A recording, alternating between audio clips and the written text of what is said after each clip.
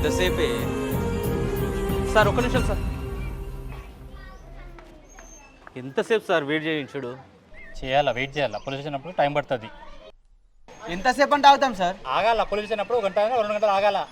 ఏంది సార్ మీకే తెలియాలి? నాకే తెలుసు కాబట్టి చెప్తున్నాను, టైం పడుతుంది. సార్ గంట అవుతుంది. గంట అయితే 2 గంటలు అవుతుంది. ఇంకేంది? ఏం కావాలా మీకు ఇప్పుడు? కంప్లీట్ చేయాలి కదా, కంప్లీట్ చేసి ఇచ్చేసి. ముందే చెప్పాలి కదా. చెప్తాను కదా, రాసి ఇచ్చేయి కదా.